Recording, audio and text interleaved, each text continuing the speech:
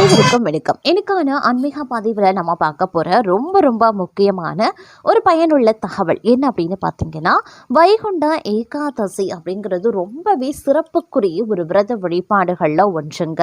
அதாவது இந்த வைகுண்ட ஏகாதசி விரதம் அப்படிங்கிறது சிவபெருமானே என்ன சொல்லியிருக்காரு, விரதங்களில் சிறப்புக்குரிய விரதமாக வைகுண்ட ஏகாதசி விரதம் கருதப்படுகிறது அப்படின்னு பார்வதி தேவி கிட்ட அவரை சொல்லியிருக்காரு.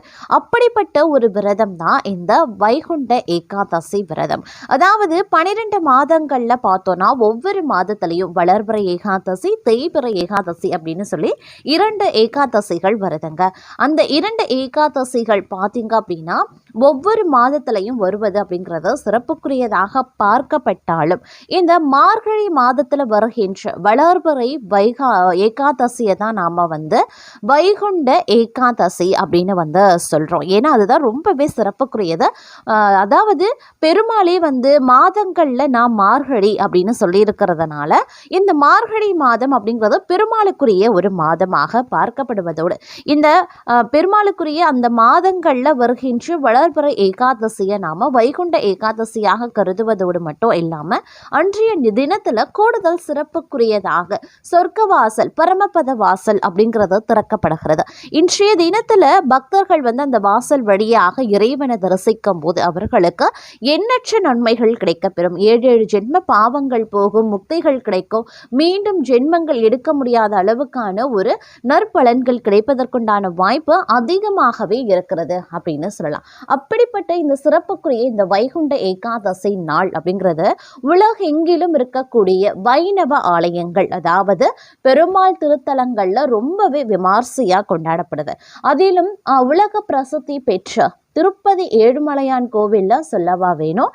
அந்த கோவில்ல பார்த்தீங்கன்னா எக்கச்சக்கமான விஷயங்கள் நடைபெற்றாலும் இந்த வைகுண்ட ஏகாதசி விசேஷங்கள் பார்த்தீங்கன்னா ரொம்பவே சிறப்புக்குரியதாக பார்க்கப்படுகிறது, விமர்சையா கொண்டாடப்படுகிறது. இன்றைய நாள் பார்த்தீங்கன்னா அதிகாலை 4 மணிக்கு பார்த்தீங்க அப்படின்னா சொர்க்கவாசல் திறக்கப்பட்டு பெருமாளுக்கு மகா தீபாராதனை காணக்கூடிய அந்த காட்சி, அவரை பார்க்கக்கூடிய கோலம் அப்படிங்கிறது கண்கொள்ளா காட்சியாகவே விளங்கி வருகிறது அப்படின்னே சொல்லலாம். அப்படிப்பட்ட ஒரு வீடியோவை தாங்க நாங்கள் இப்போ உங்களுக்காக கொண்டு வந்துருக்கோம். அதிகாலை 4 மணிக்கு உங்களால் கண்டிப்பாக திருப்பதி கோவிலுக்கு சென்று அந்த பெருமாளை தரிசிக்க முடியாது, எல்லாராலையும் அது முடியாது. குறிப்பிட்ட சில நபர்கள் தான் அதை முன்கூட்டியே செய்கிறாங்க. முடியாதவர்களுக்காகவே இந்த பதிவுங்க. திருப்பதியில் நடைபெற்ற வைகுண்ட ஏகாதசி அன்று சொர்க்கவாசல் திறப்பின் போது பெருமாளுக்கு அலங்கரித்து வண்ண மலர்களால், வாசனை மலர்களால் அலங்கரித்து மகா தீபாராதனை காட்டுகின்ற அந்த அற்புதமான வீடியோ காட்சியோடு ஏனும் சுவாரஸ்யமான பல்வேறு தகவல்களை தொடர்ந்து நாம் இன்னைக்கான வீடியோவில் பார்க்க போகிறோம். ஸோ இந்த பதிவு உங்களுக்கு மிக பயனுள்ள விகிதத்தில் இருக்குங்க. வீடியோவை ஸ்கிப் பண்ணாமல் கடைசி வரைக்கும் பாருங்க. வீடியோக்குள்ளே போகிறதுக்கு முன்னாடி இது வரைக்கும் நீங்கள் நம்ம சேனலை சப்ஸ்கிரைப் பண்ணலை அப்படின்னா உடனே சப்ஸ்கிரைப் பண்ணிக்கோங்க. அப்படியே பக்கத்தில் இருக்கக்கூடிய நோட்டிஃபிகேஷனுக்கான பில் பட்டனையும் ப்ரெஸ் பண்ணிக்கோங்க. சரி நேயர்களே, வாங்க வீடியோக்குள்ள போகலாம். ஸ்ரீரங்கத்து பெருமாள் கோவிலில் இருந்து அந்த திருப்பதி ஏழுமலையான் கோவில் வரைக்கும் எல்லா பெருமாள் கோவில்கள்லையும் பார்த்தீங்க அப்படின்னா இன்றைய தினம் சொர்க்கவாசல் திறப்பு மிக விமர்சையாக நடைபெற்றிருக்கிறது. இதை நாம பரமபத வாசல் திறப்பு அப்படின்னு சொல்லுவாங்க. 30ஆம் தேதி டிசம்பர் மாதம் செவ்வாய்க்கிழமை அன்று அதிகாலை 4 மணி அளவில் பெரும்பாலும் அனைத்து பெருமாள் கோவில்கள்லையும் சொர்க்கவாசலானது திறக்கப்பட்டிருக்கிறது. இந்த நேரத்தில் எல்லா பக்தர்களுமே கோவிலுக்கு சென்று அந்த சொர்க்கவாசல் திறப்பின் போது அந்த வழிபாட்டில் கலந்து கொள்ள முடியும் அப்படின்னு சொல்லிவிட முடியாதுங்க. எல்லோருக்கும் பெருமாளினுடைய ஆசிர்வாதம் பின்பு சென்று சொர்க்கவாசல் வழியாக நுழையக்கூடிய பாக்கியம் அவ்வளவு எளிதாக கிடைத்து விடாது. அதற்காக சொர்க்கவாசல் திறக்கும் போது பெருமாள் கோவிலில் இல்லாத பக்தர்கள் புண்ணியம் செய்யவில்லையா அப்படிங்கிறது அர்த்தமும் கிடையாது. அதற்காக தான் உங்களுக்கான இந்த வீடியோ காட்சி. நாம் மனதார பார்த்தீங்க அப்படின்னா அந்த பெருமாளை தரிசனம் செய்யக்கூடிய பட்சத்தில் நமக்கு அந்த பலன் நிச்சயமாக கிட்டும். இன்றைய தினத்தில் திருப்பதி கோவிலில் சொர்க்கவாசல் திறந்த அந்த பெருமாளுக்கு காட்டுகின்ற ஒரு அற்புதமான மகா தீபாராதனை காட்சி தங்களுடைய பார்வைக்கு. இதை நீங்க பார்த்து உங்களுடைய மனதில் இன்றைய தினம் மனதார ஓம் நமோ நாராயணா அப்படின்ற மந்திரத்தை நீங்க ஒரு முறை உச்சரித்தாலே போதுங்க, இல்லை மனதிற்குள்ளேயே சொன்னாலும் போதுங்க, உங்களுக்கு அதனுடைய ரெட்டிப்பு பலன் கண்டிப்பாக கிடைக்கும். ஆனால் முழு நம்பிக்கையோடு உங்களுடைய மனதார சொல்ல வேண்டியது அவசியம். தற்போது நீங்க பார்த்துட்டு இருக்கக்கூடிய இந்த அற்புதமான வீடியோ காட்சி இன்றைய தினத்துல அதிகாலையில நடந்த திருப்பதி ஏழுமலையான் கோவில்ல சொர்க்கவாசல் திறக்கப்பட்டு பெருமாளுக்கு மகா தீபாராதனை காட்டுகின்ற ஒரு அற்புதமான வீடியோ காட்சி தாங்க. இதை நீங்க காண கண்கோடி வேண்டும் அப்படின்னு சொல்லலாம். இந்த காட்சி, அந்த அற்புதமான காட்சியை பார்ப்பதற்கு கண்கொள்ளா காட்சியாகவே இருக்கிறது. பல பக்தர்கள் இந்த காட்சியை காணும் போதே பார்த்தீங்க அப்படின்னா ஓம் நமோ நாராயணா கோவிந்தா அப்படின்னு பல விதங்கள்ல பரவசத்தை, தங்களுடைய பக்தி பரவசத்தை வெளிப்படுத்துவதோடு ஆரவாரத்துடன் அவர்கள் தரிசனத்தையும் மேற்கொண்டார்கள் அப்படின்னே கூட சொல்லலாங்க.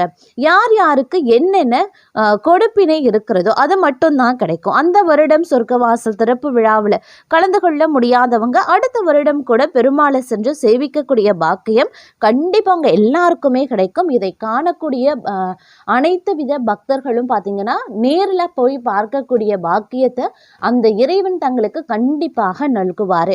அதனால எந்த வித கவலையும் படாதீங்க. இப்போ நீங்க வீடியோ காட்சியை பார்க்கக்கூடிய அனைத்து வித பக்தர்களும் அடுத்த வருடம் அவரை நேரில் சென்று தரிசிப்பதற்குண்டான வாய்ப்பு கண்டிப்பா கிடைக்குங்க. அதே நேரம் பெருமாள் கோவில்கள்ல பார்த்தீங்கன்னா இந்த சொர்க்க வாசல் திறக்கும் போது வீட்டில் இருக்கக்கூடிய பக்தர்கள் என்ன தவற செய்யக்கூடாது அப்படிங்கிறத பார்க்கலாம். பெருமாள் கோவில்ல வைகுண்ட ஏகாதசி திதியான்று சொர்க்க வாசல் திறக்கும் போது வீட்டில் நாம இருந்தாலும் உறங்கக்கூடாது. பெருமாள் கோவில்ல சொர்க்க வாசல் திறப்பதற்கு முன்பாக எழுந்து சுத்தபத்தமாக குளித்துவிட்டு பூஜை அறையில விளக்கு ஏற்றி பெருமாளை வழிபட துவங்கிவிட வேண்டும். சொர்க்கவாசல் திறப்பை இப்போது நாம எல்லோரும் காண்பதற்கு சௌகரியமாக டிவிலேயே பார்த்தீங்கன்னா நேரலையா ஒளிபரப்புறாங்க. ஏதாவது ஒரு சேனல்ல சொர்க்கவாசல் திறக்கிறத பாருங்க. சொர்க்கவாசல் திறக்கும் போது கோவிந்தா கோவிந்தா என்ற கோஷத்தை வீட்டில் இருந்தபடியே சொல்லுங்க, நாராயணா என்று சொல்லுங்க, ரங்கநாதன் என்று சொல்லுங்க. இப்படி பெருமாளது எந்த நாமத்தை சொல்ல வேண்டும் அப்படின்னாலும் சொல்லலாம். ராமா ராமா என்று சொன்னாலும் தவறு கிடையாதுங்க. சொர்க்க வாசல் திறக்கக்கூடிய சமயத்துல நீங்க உங்களுடைய வீட்டில் இருக்கும் பெருமாளுக்கு 2 துளசி இலைகளை போட்டு அர்ச்சனை செய்து என்ன வேண்டுதல் வைத்தாலும் அது நடக்கும். சொர்க்க வாசல் திறப்பின் போது நீங்க கோவில்ல இல்லை அப்படின்னாலும் சரி, அந்த பெருமாளின் பின்பு நடந்து சென்று சொர்க்க வாசலுக்குள் நுழைந்து வெளியே வந்த புண்ணியம் தங்களை சேரும். தற்போது பெரும்பாலும் நாம எல்லோரும் இருக்கக்கூடிய கஷ்டம் பண கஷ்டம்தான். பொருளாதார ரீதியா நிறைய பேர் பாதிக்கப்பட்டிருக்காங்க, கடன் சுமையால பாதிக்கப்பட்டிருக்காங்க. அவர்கள் எல்லாமே இந்த சொர்க்கவாசல் திறப்ப தொலைக்காட்சி பெட்டியின் மூலமா பார்த்து கொண்டே அந்த நாராயணனினுடைய நாமத்தை உச்சரித்து கொண்டே ஒரு பச்சை நிற துணியில ஒரு துண்டு பச்சை கற்பூரம், ஒரு துண்டு துளசி இலை, 2 ஏலக்காய்களை வைத்து முடைச்சு போட்டு பெருமாள் பாதத்துல வைத்து எடுத்து என்னுடைய பணக்கஷ்டம் எல்லாம் தீர வேண்டும் அப்படின்னு இந்த முடிச்ச பணப்பெட்டியில வைத்தால் உங்களுடைய கஷ்டங்கள் எல்லாமே தீரும். முடிந்தால் விடிந்த பிறகும் கூட வீட்டு பக்கத்துல இருக்கக்கூடிய பெருமாள் கோவில்ல சொர்க்கவாசல் திறந்துதான் இருக்கும்.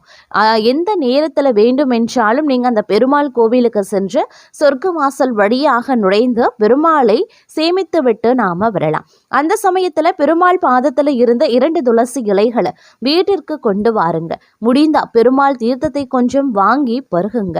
அதை கொண்டு வீட்டுல நகை வைக்கும் பெட்டி லேசாக தெளித்து விடுங்க. முடிஞ்ச அந்த தீர்த்தத்தை வாங்கிட்டு வாங்க. உங்களுடைய நகை பெட்டியில கூட கொஞ்சம் லேசா தெளிச்சு விடுங்க. நிறைய தண்ணீர் கொட்டி விட்டால் பீரோ உள்ள பூசணம் பிடித்து விடும். ஜாக்கிரதையா இருங்க. பெருமாள் கோவில்ல பிரசாதத்தை பெருமாள் கோவில்ல இருந்து எடுத்து வரப்பட்ட துளசியை நகை வைக்கும் பெட்டியில் பீரோவில் வைங்க. நீங்க 3 நாள் கழித்து அதை எடுத்து வெளியில போட்டு விடுங்க. கால்படாத இடத்துல சேர்த்து விடணுங்க. இது மாதிரி நீங்க எளிமையான பரிகாரங்களை வைகுண்ட ஏகாதசி தினத்துல செஞ்சீங்க அப்படின்னா பெருமாளினுடைய அருளை முழுமையாக பெற்றுதர தங்களுக்கு உதவும் அப்படின்னே கூட சொல்லலாம். அதே மாதிரி இன்றைய தினத்துல பாத்தீங்க அப்படின்னா பல்வேறு வகையில பக்தர்கள் வந்து இன்னைக்கு முழு நாளும் பார்த்தீங்க அப்படின்னா நம்ம பெருமாளை சேவிக்கலாம். அதிகாலை 4 மணிக்கு தான் போய் பெருமாளை தரிசிக்கணும் அப்படிங்கிறது கிடையாதுங்க. இன்றைய நாள் முழுவதும் நாம் பெருமாளை வந்து தரிசிக்கலாம். இன்றைய நாள் முழுவதும் இந்த சொர்க்கவாசல் திறப்பை வந்து எப்போ வேணாலும் நீங்கள் கண்டுகளிக்கலாம். அந்த மாதிரி நீங்கள் கண்டுகளிக்கும் போது உங்களுடைய மனதார நீங்கள் பெருமாளினுடைய நாமத்தை சொல்லி உச்சரித்தாலே போதுங்க. அதற்குண்டான பலன்கள் தங்களுக்கு நிச்சயம் கிடைக்கும் அப்படின்னு கூட சொல்லலாம். அதனால எவ்வித வந்து ஒரு தயக்கமோ இல்லை பயமோ ஒரு கவலையோ நீங்கள் இந்த காலகட்டத்தில் கொள்ள வேண்டாங்க. இது ஒரு அற்புதம் நிறைந்த ஒரு நாள். இந்த நாளில் நீங்கள் கண்டிப்பாக பெருமாளின் அருளை நிச்சயமாக தங்களுக்கு கிடைக்கும் அப்படின்ற ஒரு ஆன்மீகம் சார்ந்த பதிவினை நாம் வந்து தற்போது நிறைவு செய்து கொள்ளலாம்.